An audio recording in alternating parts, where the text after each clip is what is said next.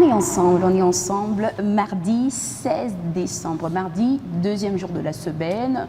Peut-être qu'elle a déjà bien commencé cette semaine pour vous. 16 décembre, n'est-ce pas que nous sommes à quelques jours avant la fin de l'année.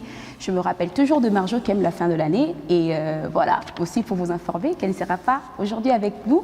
Mais voilà. Elle vous transmet ses salutations les plus chaleureuses.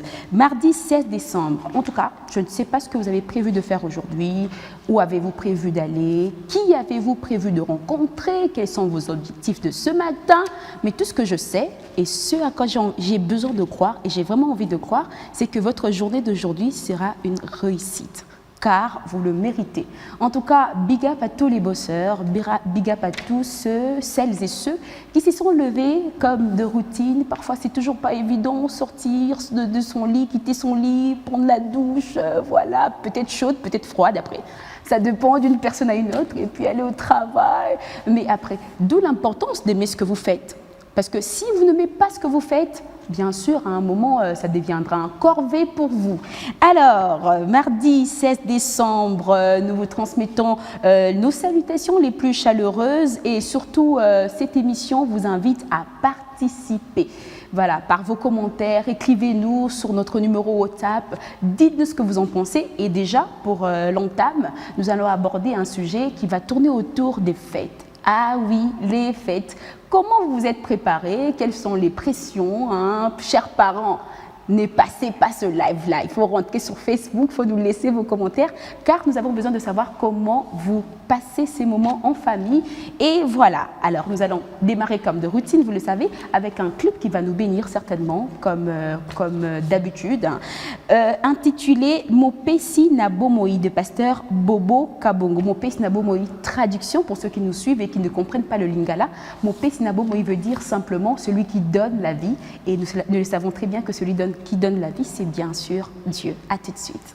Mopesi Nabomoi, le Dieu qui donne la vie, et vous le savez, la Noël, on célèbre la naissance de Jésus, le Sauveur qui est venu sur terre, prendre notre place, en tout cas, déjà de manière anticipative, excellente fête de Noël et que le Dieu qui donne la vie continue de le faire et de le faire encore. Un big up aussi, toutes nos salutations à nos frères et sœurs répandus dans tous les quatre coins de la République démocratique du Congo qui vivent de choses inouïes que l'on ne peut même pas décrire.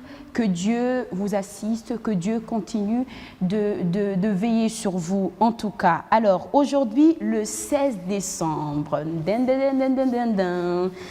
journée mondiale de quoi? Je vous laisse 45 secondes pour deviner. Non, c'est bien sûr que c'est trop. Journée mondiale, je vais vous le dire, du pull de Noël. Bon, j'ai pas envie de faire palabre, hein, mais j'ai envie de poser quand même la question. Qui met tout ça? Parce que pull de Noël, là, nous on est à Kin. Et on sait comment il fait chaud chez nous, en tout cas. Bon, après, ça dépend. Hein. Pull de Noël, bon, c'est pas grave. On prend ça comme ça. Donc, journée mondiale du pull de Noël. Après, vous pouvez adapter. Hein, si vous sentez que pull, là, c'est trop lourd. Donc, mettez quelque chose de léger. L'essentiel, c'est de respecter les couleurs. Donc, Noël, soyez en rouge, soyez en vert, soyez en blanc. J'espère que je n'ai pas oublié une couleur. Soyez en... voilà, j'espère que j'ai tout cité, en tout cas.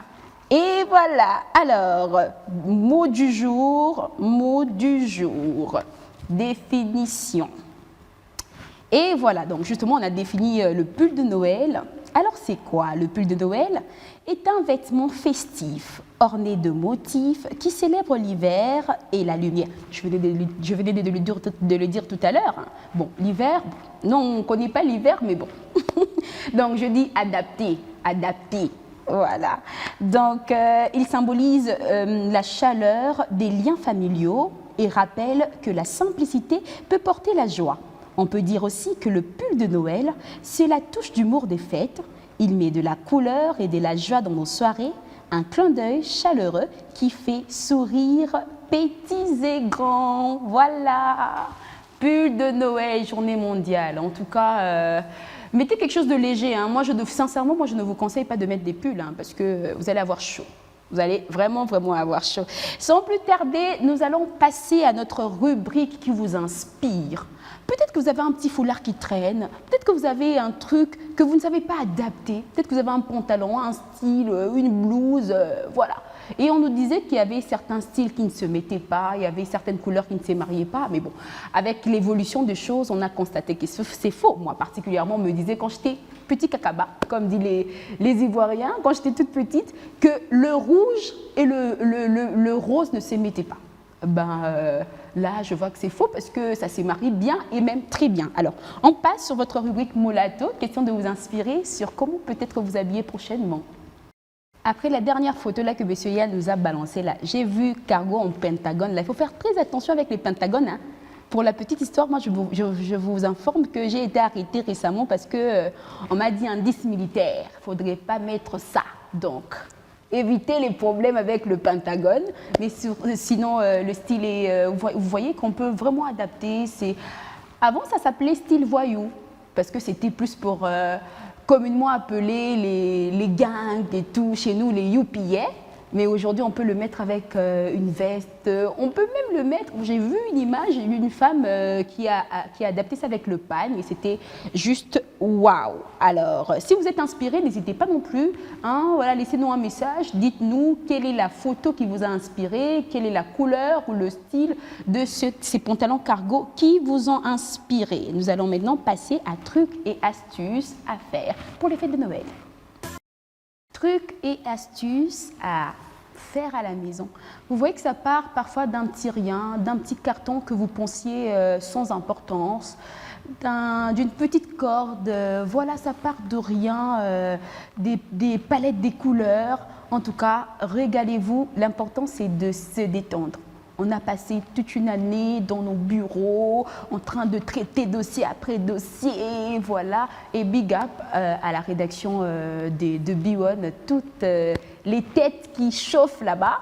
Donc, big up à vous également et régalez-vous. Donc, quand vous rentrez, prenez un carton, prenez votre petit-neveu, votre petite nièce, voilà, dites, venez, on va faire du n'importe quoi. Question de se régaler, mais aussi question de, voilà, de créer. Vous pouvez créer votre sapin, partant de ces petites choses. Alors, joyeux anniversaire à tous les natifs de décembre. On m'a dit que les gens qui sont nés en décembre, en tout cas, je ne vais pas faire beaucoup de commentaires, vous êtes exceptionnels. Joyeux anniversaire à Baonga Lifetou Grâce. Baonga Lifetou Grâce, joyeux anniversaire. Salutations chaleureuses à monsieur Santi Moinadol, hein, Moinadol depuis Toulouse. Santi Moinadol, donc... Salutations chaleureuses de la part de Maître Yann, sans oublier Willy Mbabou, libre penseur depuis Paris. Donc on est suivi là. Hein. Donc, et vous, et toi là qui nous suis, qu'est-ce que tu attends pour laisser ton message? Voilà, et mes salutations chaleureuses également à Junior Philippe Mbenga, depuis à Mongafula, et sans oublier Randy Matugoga Nzangu. En tout cas, mes salutations les plus chaleureuses et surtout que ce mois de décembre soit pour vous, vous qui fêtez les anniversaires, mais vous tous, hein, nous tous qui avons eu la grâce de voir ce mois, que ce mois soit pour nous un sujet de bénédiction. Et voilà, donc peut-être que vous êtes dans un coin du monde, citoyen du monde, je n'ai pas eu le temps de vous citer parce qu'effectivement, je ne sais pas d'où vous vous trouvez et voilà, dans mes joyeux anniversaires si jamais vous fêtez votre anniversaire aujourd'hui. Alors on va prendre les anniversaires et vite passer au débat du jour.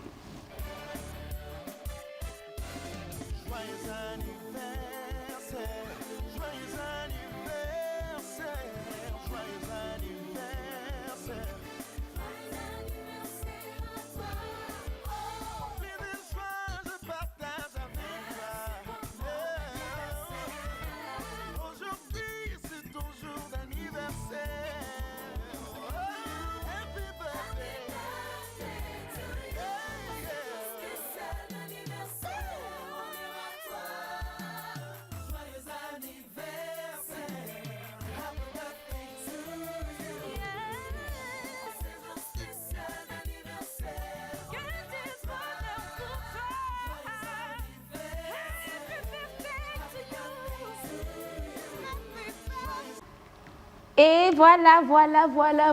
Joyeux anniversaire encore une fois à tous les natifs de décembre.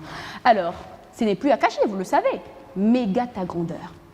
Méga ta grandeur. Jour J, moins combien? Donc, vous-même, vous savez.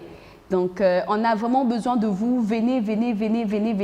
Et moi, je ne vais pas passer trop de temps là parce que Maman Dorcas, déjà, vous invite et suivez-la. C'est vendredi sur Biman TV.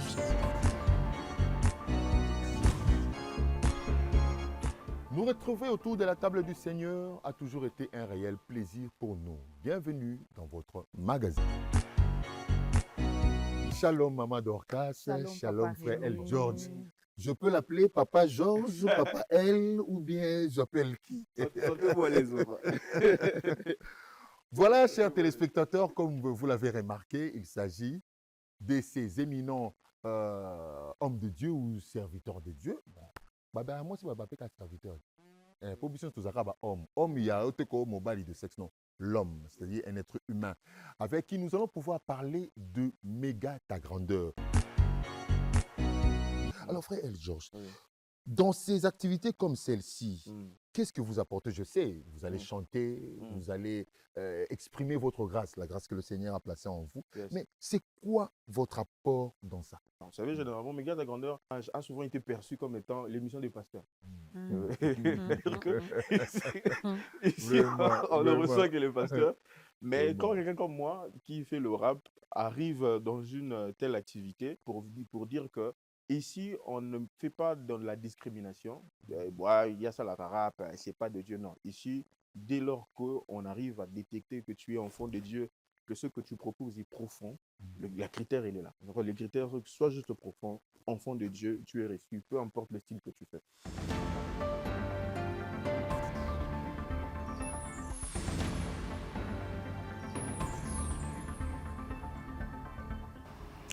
Méga ta grandeur. En tout cas, si tu rates, c'est ton problème.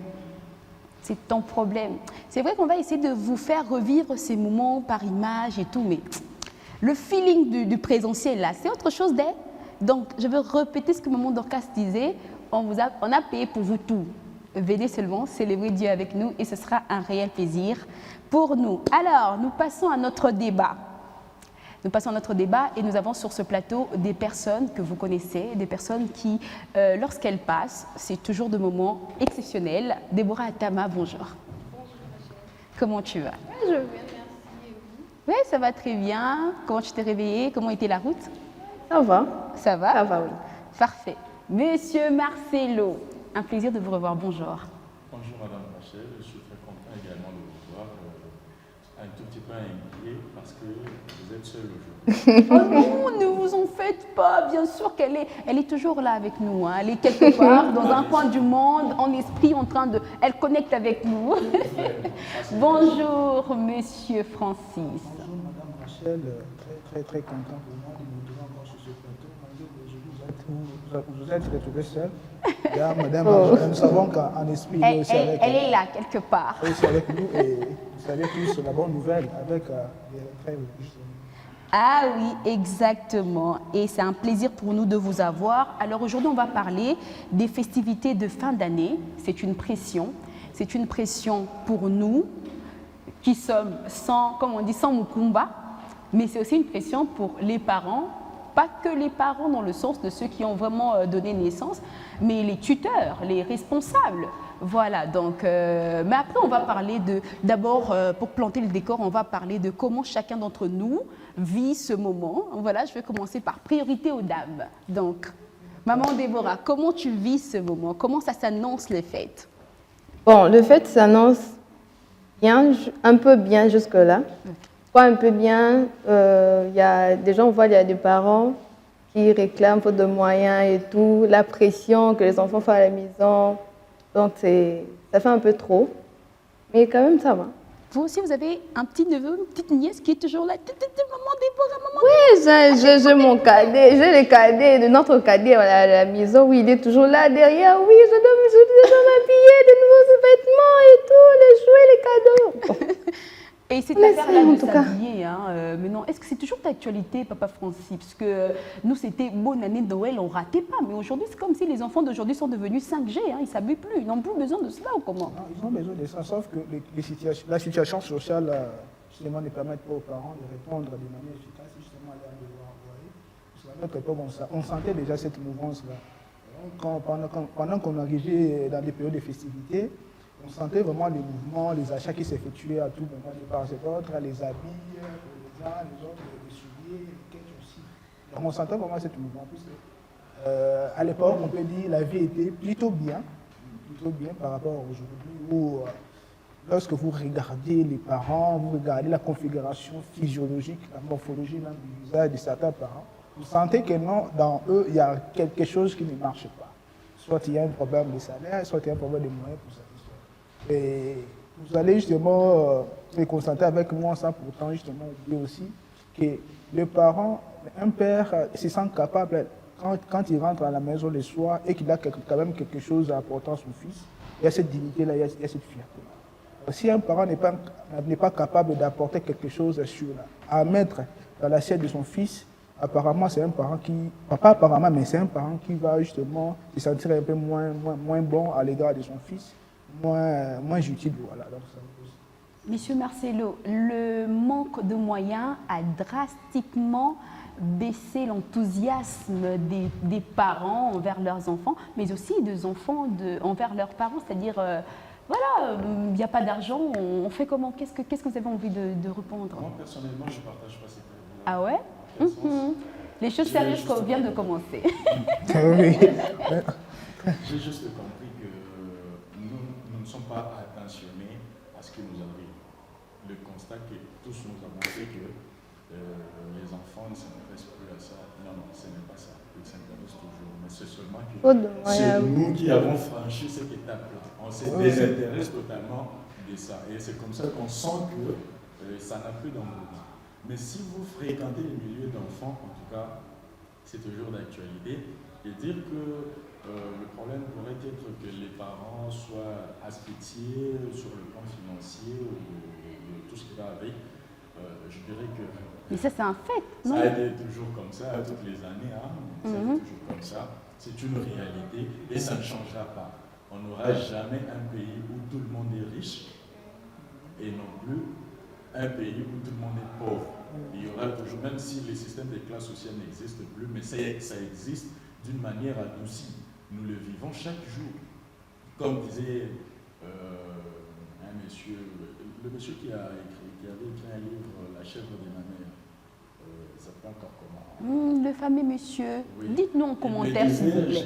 J'ai eu une fois à m'entretenir avec lui, il me disait, même aujourd'hui, si on reprenait toute la richesse du monde, on mettait ensemble, on divisait en parts égales par chaque habitant du monde entier, vous verrez qu'après une année, ceux qui étaient riches deviendront toujours riches, ceux qui étaient pauvres deviendront toujours pauvres. Donc c'est une question au niveau mental. Pourquoi il disait ça?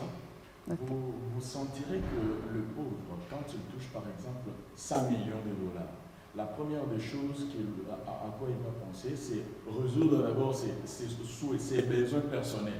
C'est-à-dire, il avait envie de voir, par exemple, Dubaï, il doit payer le billet, arriver là-bas pour visiter, rentrer, aller prendre du champagne, faire ceci, manger cela. Tout ce qu'il manquait, tous ces besoins qu'il manquait, il cherche à combler en un seul coup. Et voilà. Celui qui était riche a déjà à l'esprit l'état de multiplier l'argent.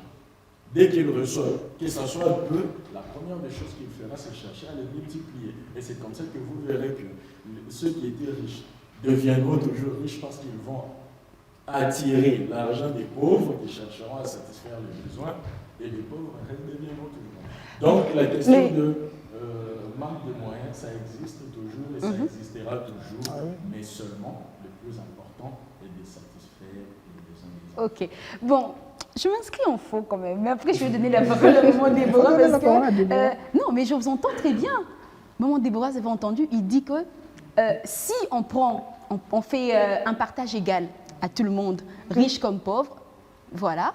Et on revenait après, je sais pas moi, 10 ans, on va constater que le pauvre va rester pauvre, malgré la même somme qui a été partagée, la même somme qui a été donnée aux riches et tout. Mais moi, je vais dire ceci, donner la même somme à tout le monde et éduquer la gestion financière à tout le monde. Si jamais, voilà, les autres ne réussissent pas l'exercice, on va dire, là, c'est outillé. Qu'est-ce que vous en pensez, maman Déborah? Ça dépend aussi de la conception, en fait.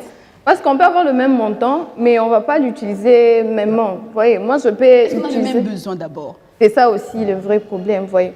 Et le petit problème, c'est que, en vrai, cette période des fêtes est censée être un moment de joie, de partage, de retrouvailles. Mais, un constat, ici dans notre société, surtout ici au Congo, elle devient pour beaucoup de parents une source de stress, si on peut le dire. Pourquoi? À cause de la pression financière, et la pression sociale, pardon. On veut à tout prix offrir de nouveaux habits, organiser de bons plats, acheter des cadeaux, de jouer et paraître bien devant la famille, devant le voisin. Mais c'est un problème que même quand le moyen ne le permet pas, nous, en fait, on veut un peu trop les matalana, vous voyez un peu, des trucs comme ça et tout. C'est ce qui tue aussi. Surtout les matalana. Ouais, c'est ce qui tue aussi, en tout cas.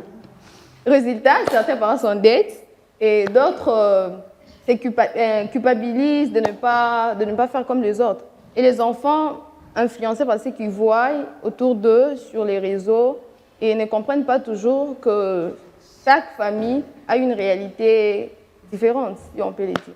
Donc, si tous parents essayaient de faire comprendre cela à ses enfants, ça sera en tout cas une bonne chose. Mais justement, M. Francis, vous savez, aujourd'hui, comme maman Déborah vient de le dire, Matalana, Ndezobo, Mabiso, tout est devenu tellement Matalana, il faut montrer voilà, que nous, on a bien fêté, et parfois, on ne sait plus rester dans notre peau, en fait. Voilà. Comment faire, justement, quand vous êtes responsable, tuteur, parent, pour emmener les enfants, justement, à cette conscience que, voilà, fêter, oui, c'est pas mauvais, mais fêter avec les moyens à bord, ça, c'est essentiel. C'est pourquoi, en tout cas, merci beaucoup encore. C'est pourquoi, en amont, j'avais commencé justement à donner des explications quant à ce que vous voyez. Et, vous savez, à un certain âge, les enfants ne sont pas en mesure d'écouter les explications venant des parents. Vous comprenez? Vous allez expliquer à un monsieur de 5 ans, à un enfant de 5 ans que non, vous voyez, pendant les festivités, tu ne vas pas t'habiller, il n'y aura pas de nouveaux habits. Pourquoi? Parce que moi, on ne m'a pas payé, je n'ai pas d'argent justement pour te procurer, pour te donner, soit pour t'acheter de nouveaux habits. Il va mal les percevoir. Il va se dire que c'est que mon père est pauvre, c'est que mon père est incapable, il est irresponsable. Je vais vous donner une petite anecdote que moi, quand on était petit, qui était arrivé au niveau de, je pense, de l'école Popokola, l'école maternelle, puisque moi je suis natif de Dépou. Voilà. Il y avait un moment, quand on était, pendant qu'on filme encore à l'école maternelle, il y avait notre ami qui avait insulté les parents d'une autre amie encore, que son père était pauvre. Vous savez la stratégie que notre madame à l'époque, père Sona, puisqu'elle venait de décéder, je pense l'année écoulée, la stratégie qu'elle avait donnée à ses pères, il avait dit nous, pour justement chercher à laver les cerveaux de l'enfant, qu'est-ce qu'il faut faire maintenant?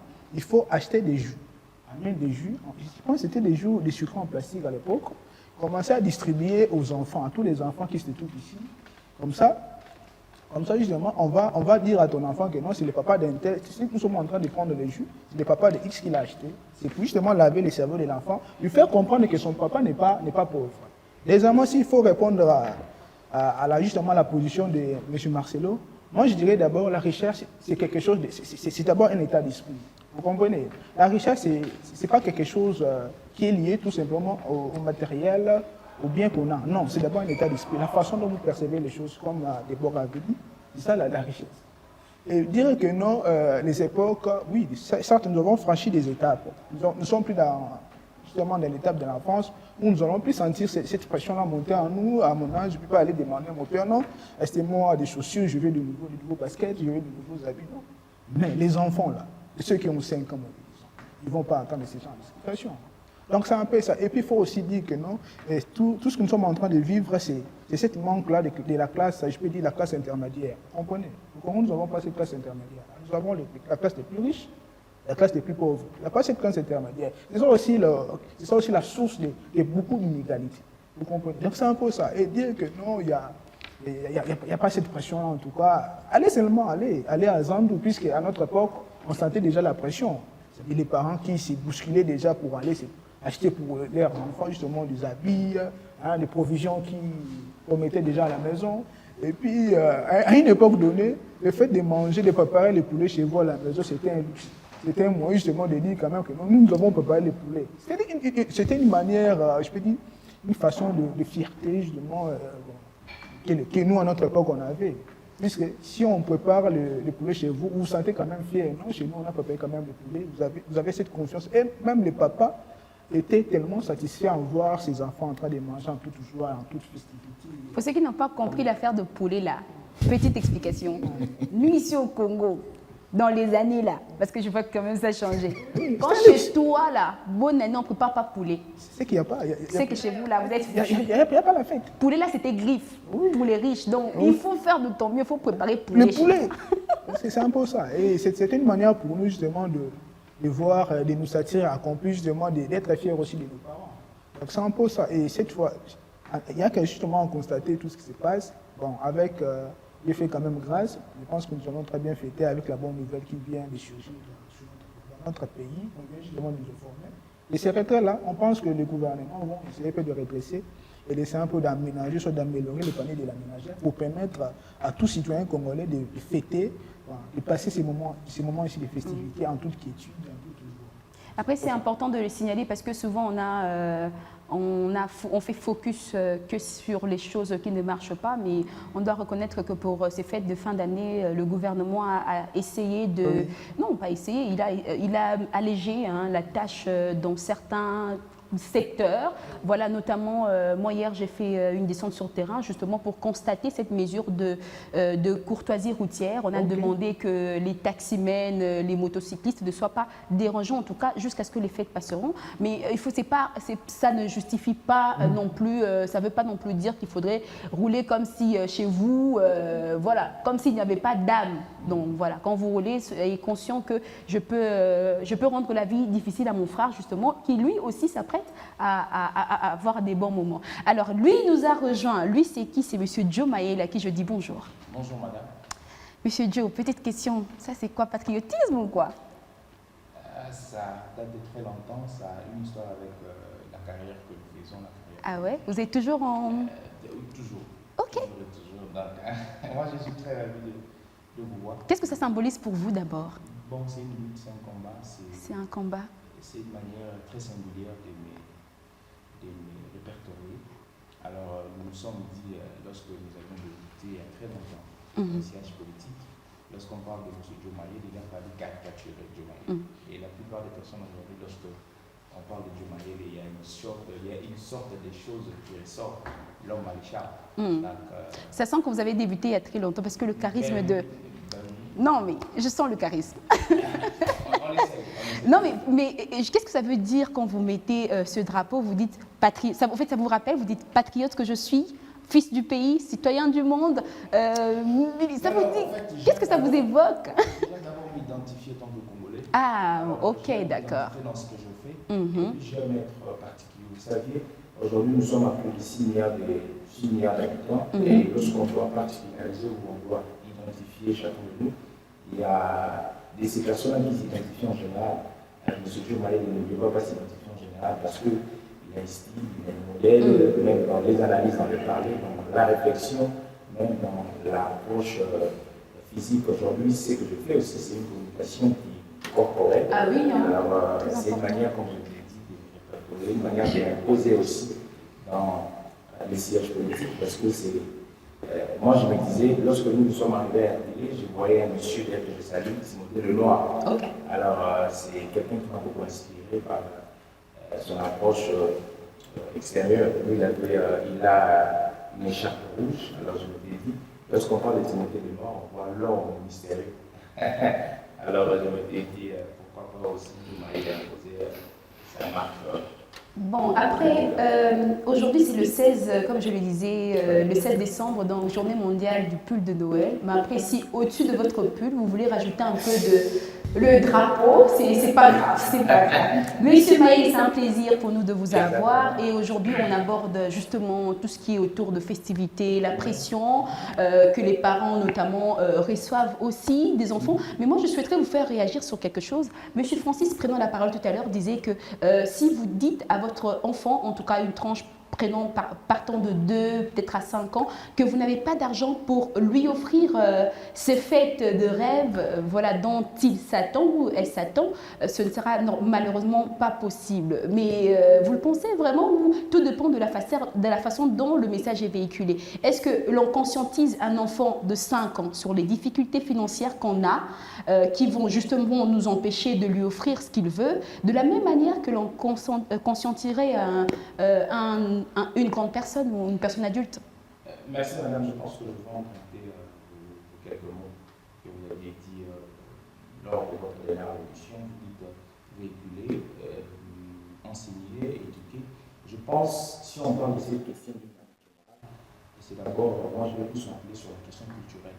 Vous savez, la manière dont nous fêtons ici en République démocratique du Bénin, ce n'est pas la manière dont on fait en France, ce n'est pas la manière dont on fait au Kenya, au Cameroun.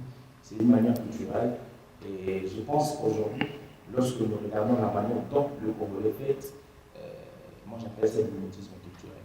Parce que quand vous allez en France, les Français fêtent par rapport à leur coutume, fêtent par rapport à la manière dont ils conçoivent Noël, ils conçoivent la bonne année. Je vous dis, dans d'autres cieux, dans les sociétés asiatiques, la bonne année est inexistentielle. Elle n'existe pas parce que pour eux, ils ont conçu une manière de faire les choses. Alors si je rentre dans la question que vous m'avez posée, c'est une question de programmation. La programmation, ça va de pair avec l'éducation. L'éducation, c'est programmer, c'est apprendre les us et coutumes, la manière de fonctionner. Je pense que, par exemple, moi, M. Diomaye a passé toute sa vie, avant que je sois responsable, j'ai grandi chez les grands-parents, et il y a une manière de programmer mon intellect et mon psychique. On me disait, ma grand-mère Péassona, elle me disait toujours, concentre ce que tu as. La chose la plus importante, c'est les études. Et dans ma tête, c'est cette programmation qui est devenue spontanée, qui est devenue rythmique, qui est devenue habituelle. Je sais que chez moi, je me contente de ce que j'ai. Et par exemple, j'ai fait les études dans une école catholique. Nous, on portait des pantoufles, des chaussures blanches. Et si on fait la rentrée scolaire, on va t'acheter 2 paires ou 1 paire, tu vas faire avec toute l'année. Pour moi, ça n'a aucun problème. Ce n'était pas quelque chose qui devait me déranger. Mais est-ce que la génération passée était plus consciente que l'actuelle? C'est une question, madame. C'est pourquoi je dis que c'est une question culturelle. Culturelle. Dernièrement, j'ai parlé avec madame Marjolaine ici. En anthropologie politique, il y a une bataille qui s'est faite entre la modernité et le traditionnalisme. Alors, c'est choc-là qui fait à ce que la modernité, quand je parle de modernité, c'est l'occidentalisme, tout ce que l'Occident nous apporte. Alors, nous, Congolais, nous copions tout ce qui est de l'Occident. Nous pensons que mieux être, c'est être l'homme. Ah oui. Or, quand nous faisons ceci, nous sommes en train de nous acculturer, nous sommes en train de nous dénaturer. Et lorsqu'on se dénature, automatiquement, on perd son identité. Alors, je pense aujourd'hui, il est question, toute personne qui est responsable de savoir programmer psychiquement et intellectuellement son enfant. À partir de la maison, il ne faudrait pas dire à l'enfant que la finalité, c'est le vêtement, la finalité, c'est de manger. Et vous avez vu d'ailleurs à une époque, c'était si vous mangez le poulet pendant la Noël, pendant la bonne année, vous êtes quelqu'un dans la société. Vous êtes à un niveau de vie. Pourquoi? Parce que, bon, posez-vous la question, pourquoi c'est arrivé ainsi? Parce qu'on a fait croire, on a programmé la société que le poulet c'est une chose extraordinaire. Mais regardez aujourd'hui, quand vous allez avec on peut voir même moitié poulet, parce qu'on a été complexé aux gens que le poulet n'était pas quelque chose d'extraordinaire. Moi, je pense que c'est un travail qui doit d'abord se faire en terre. Vous savez, les sociologues disent la famille, c'est la cellule de base. C'est là où tout commence. Alors, lorsque ceux-là qui sont appelés responsables des familles sont pourris psychiquement, sont pourris à la tête, sont pourris mentalement, automatiquement, les répercussions seront aussi sur les enfants. Tout ce que nous voyons aujourd'hui. Nous sommes dans le monde comme nous sommes des 5. Nous sommes les résultats d'une très bonne éducation, le résultat d'une très bonne programmation. Vous pensez que M. Diomaye, lorsqu'il conduit les verbes, il a appris du jour au lendemain? Non, c'est parce qu'à un moment, j'ai dit là, il y a quelqu'un qui me dit on ne dit pas là, elle frappe. Bien sûr. Frappe, il dit on dit les. Et c'est là, c'est resté spontanément dans ma mémoire. Et c'est automatiquement ce que je suis en train de répertorier. Donc, ce que nous avons aujourd'hui dans la société congolaise, c'est des copies-collées des cellules de base. C'est comme l'effet de détourner, les voler. Ceux qui détournent, ce sont des personnes qui ont appris dans la cellule de base à voler du pain, à voler du foufou. Et ça grandit cet esprit. Et quand on arrive quelque part, on dit que bon, j'étais programmé à voler, j'ai compris comment est-ce qu'il faut insulter. Je vous donne un exemple. Vous voyez par exemple, lorsque vous êtes dans la place publique, il y a certaines personnes qui incitent facilement. Il y a certaines personnes qui prononcent même l'unité des femmes facilement. Tout commence par vous. Vous savez que ça a commencé par quelque part, ça a commencé par la maison, ça a commencé par un lieu. Et il s'est acculturé avec ça, il s'est programmé avec ça automatiquement. Parce que l'homme, c'est, comme dit Jean-Jacques Rousseau, c'est un animal social. Alors, il est programmé pour faire des choses, il est programmé pour vivre.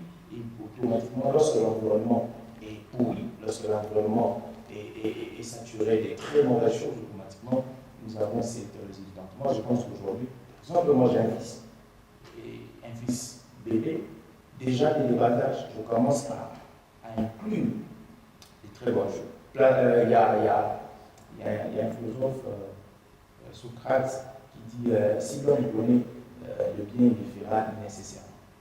Il est question d'abord de présenter un programme, de présenter une éducation très bien assise. Et c'est sur base de ça que nous avons le pétrole. Donc nous avons un problème, comme je dis, dans notre société, c'est un problème culturel. Et je demande, j'ai toujours plaidé pour les ministres sectoriels, parfois qu'ils puissent donner un très bon répondant à ces problèmes-là. Parce qu'aujourd'hui, chaque société est répertoriée par rapport à des us et coutumes. Comme vous avez dit, j'apprécie les sociétés asiatiques. Pourquoi? Parce qu'ils ont gardé cet ADN-là. Cet ADN-là permet à ce que la société asiatique soit orientée. On dit qu'il y a des interdits. Par exemple, si vous allez chez les musulmans, ils ont des interdits. Ils disent que ça, nous ne pouvons pas faire. Ça, nous ne pouvons pas faire parce que c'est une programmation. Alors, du moment où il y a programmation, il y a le droit que nous allons avancer. Est-ce que la Noël et la bonne année est si fêtée comme nous le fêtons chez les musulmans? Regardez comment les musulmans fêtent la bonne année. Regardez comment ils fêtent la Noël. Posez-vous la question. Problème culturel. C'est un problème très culturel. Culturel. Il faut chaque fois imposer aux enfants. Et moi, je suis parmi ces Congolais-là aujourd'hui qui ne trouvent pas quelque chose de très émotionnel et très ambitieux dans les fêtes. J'ai dit merci à Dieu parce que c'est 365 jours de sécurité, il a pourvu aux besoins. Je suis plus dans l'aspect remerciement et gratitude. C'est dans cet aspect-là que nous devons tout passer. Si aujourd'hui nous mangeons, on mange chaque jour. Manger la salade, le poulet, tout ce que vous voulez, le jambon, c'est quand tu as préparé, tu le fais chaque jour. La fête, lorsqu'on a les Noël, on les fait chaque jour. Bien sûr, très bien entendu, un problème culturel. Maman Déborah, je reviens vers vous parce que vous avez parlé d'une chose très importante. Matalana. Et particulièrement, c'est un trait de caractère qu'on trouve chez nous, les jeunes filles, chez nous, les dames. Voilà, c'est, Monsieur Maïl disait tout à l'heure, un problème culturel. Mais est-ce que toi, tu trouves le lien? Et après, il a aussi évoqué un complexe parce que on pense, nous, Africains, Congolais particulièrement, on pense mieux être, c'est être comme les autres. Voilà, plusieurs fois déjà lors de nos échanges, vous avez évoqué aussi ce côté d'être complexé, de penser qu'il faut ressembler à la femme américaine, à la femme européenne pour être bien. En fait, nous, en vrai, on l'air comme des exemples. Je sais pas, on l'air suit à la lettre, deux fois à la lettre. Genre copier l'habillement, copier. Deux fois, on s'en fout de nos cultures et tout. Donc, on veut vraiment la copier. Si je reviens un peu sur ce que Français a dit, parler des enfants de 2 ans, 5 ans, on a conscientisé et tout. Bon, tu as raison, oui. Sauf qu'il ne faut pas seulement habituer les enfants genre, à bien manger ou à bien s'habiller que pendant les fêtes. En fait, c'est un petit défaut qu'on a ici. Donc, les parents n'habituent pas vraiment les enfants à très bien manger. Il peut y avoir quelque chose et tout. Non, aujourd'hui, on peut organiser un truc comme une fête. Genre, c'est rare d'abord, ici au Congo, à l'occasion des riens, maman achète les frites, on va dîner en famille. Après, dès qu'on va aller dîner aujourd'hui, on ne prépare pas la maison. Pour acheter vraiment des habits chic, quoi. On est à la maison, les habits chic, on prépare et tout. C'est très rare. C'est vraiment très rare. Donc, si déjà on habitue les enfants comme ça, donc tu vas voir déjà pendant les fêtes, ça ne sera pas vraiment un problème. À mon avis, il est temps qu'on dédramatise d'abord ces périodes. Déjà, offrir de l'amour, du temps, une présence réelle à ses enfants vaut plus que, enfin, peut-être plus qu'un habit ou un cadeau coûteux.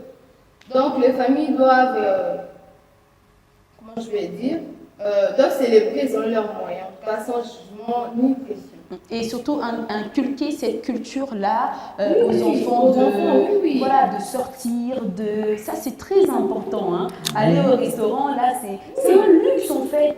Et surtout ce que le monsieur a dit, il faut aussi apprendre aux enfants de se contenter de ce qu'ils ont, en tout cas.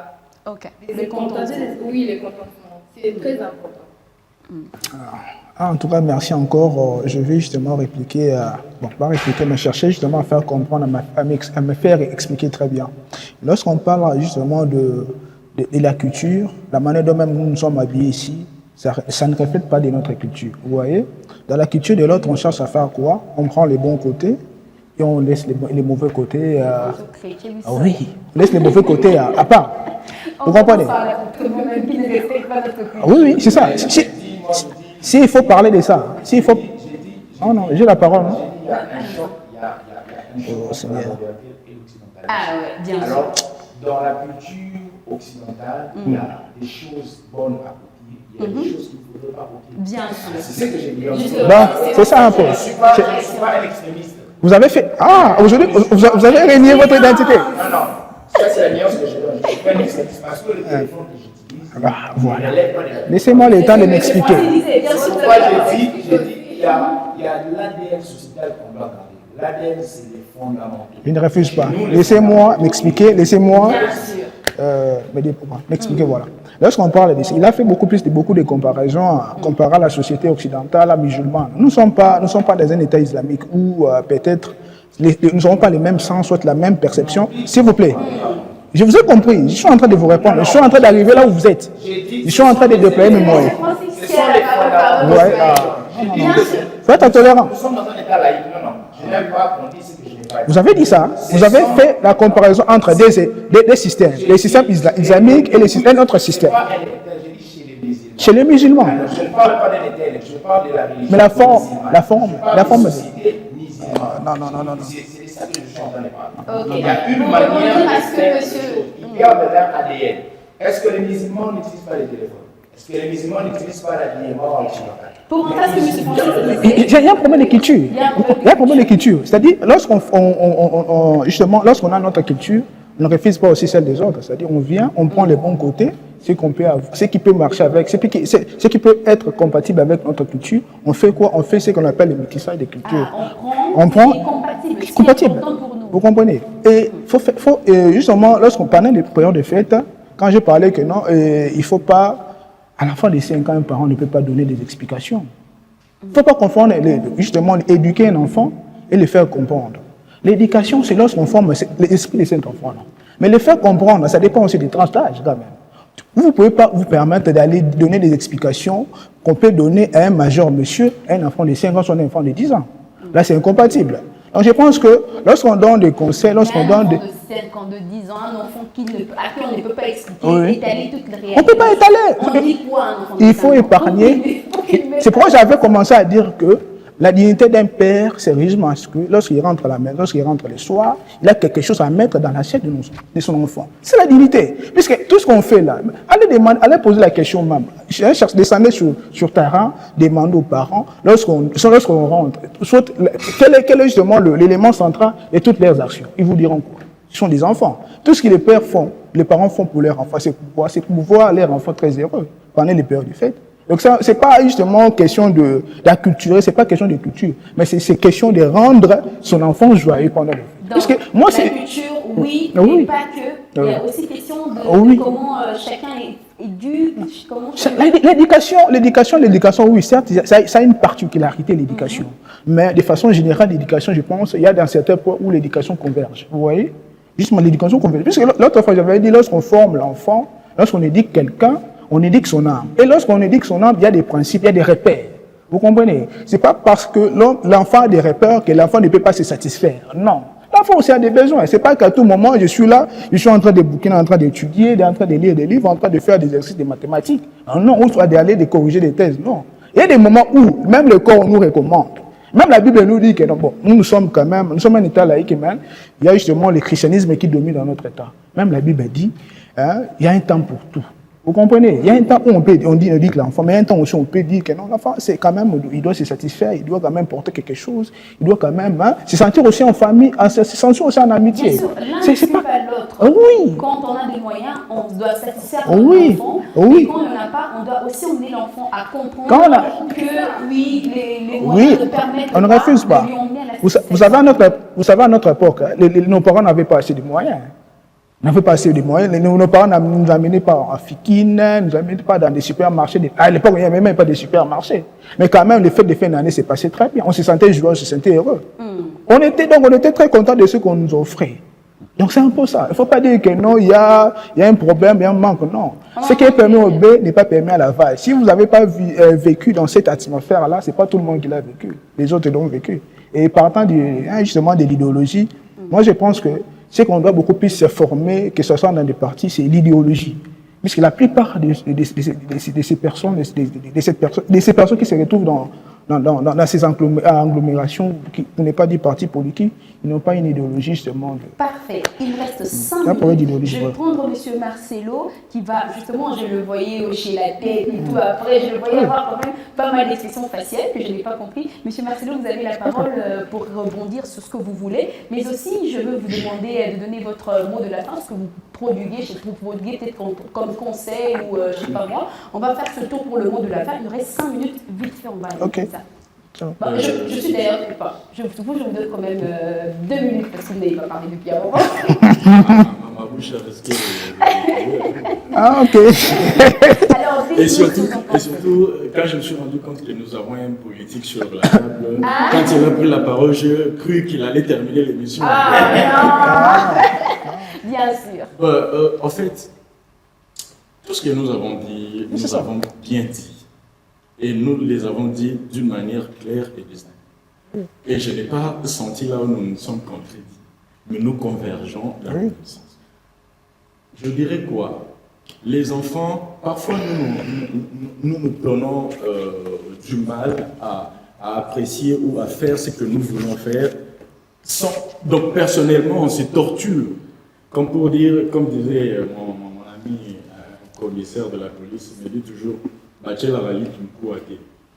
donc, les enfants ne vous exigent rien. Ils ne savent pas Chanel, ils ne savent pas Givenchy et consorts. Les peu que vous avez, offrez-leur. Ils vont se rejoindre. Il faut qu'ils voient seulement que Les gestes qui mon comptent. père, C'est ma les gestes. mère m'a apporté un truc nouveau pour la bonne année, pour la Noël. C'est tout. Demandez des choses. Ils ne vous demandent pas cher. Ils ne connaissent même pas le prix de ces histoires-là sur le marché. Non, non. Mais c'est seulement le symbole que vous commettez qui va le réjouir, ce symbole qui va le mettre dans l'état de confiance envers ses parents pour dire, ben, voilà, c'était mieux. On dit toujours, s'habiller bien, ce n'est pas s'habiller cher. Pas forcément. Pas forcément. Donc, chers parents, ne soyez pas torturés par vous-même. Ce que vous avez, offrez-le Offrez-les à aux vos enfants. enfants. Ils seront très ravis et très contents de passer cette année en bonne et due forme. Mais aussi, ne vous torturez pas. Ne vous torturez pas. Vous avez du riz, mettez dans l'assiette. Vous avez, je ne sais pas, une cuisse de poulet, tout ce qui va avec.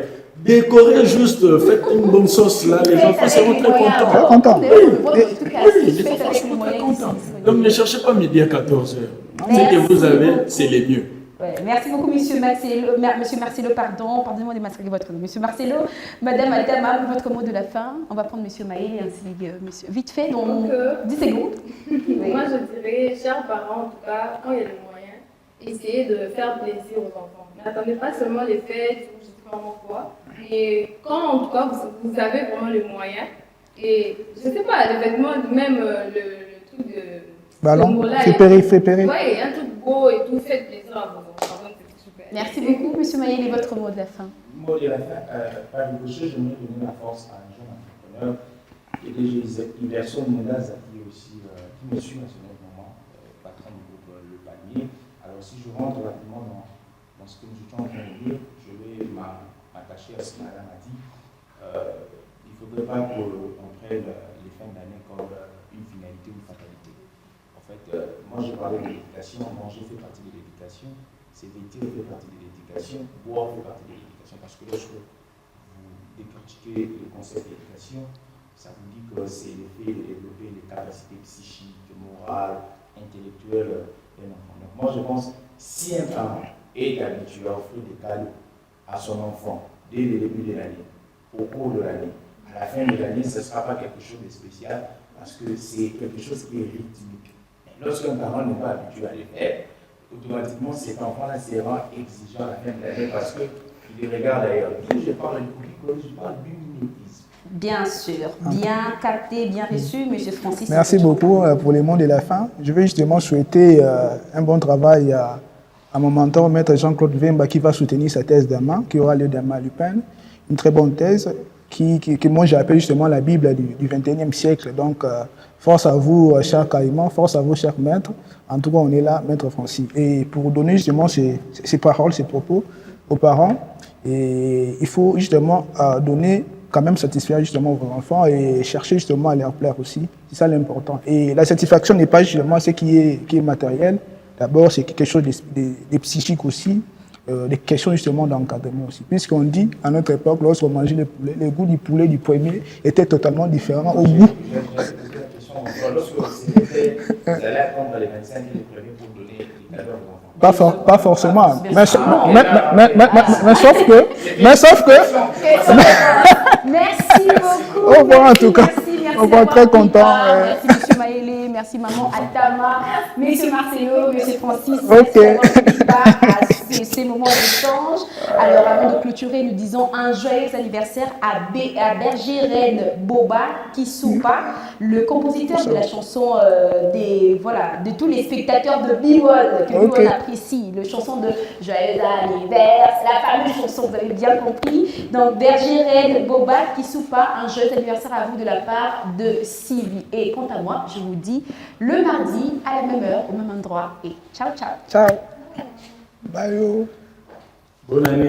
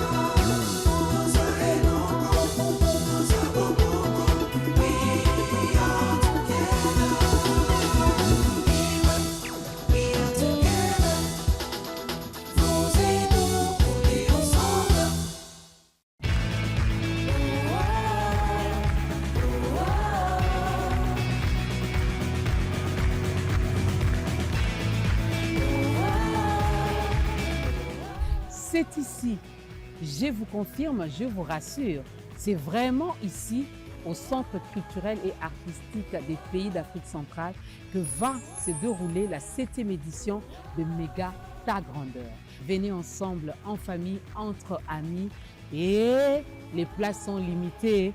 L'invité invite car l'entrée est gratuite.